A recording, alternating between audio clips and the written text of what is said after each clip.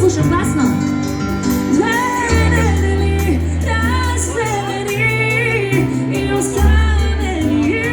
Zar neko može da te zameni? Tvoj debak leži na moj debeli košulji.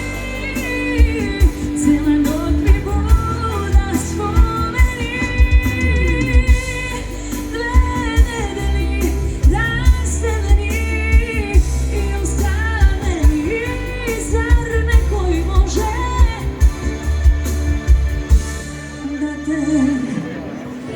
Da te zameni. Dobro večer, dragi luge, dobro večer, dame i gospoda. Se nadam da ste svi na dobro raspoloženje danas.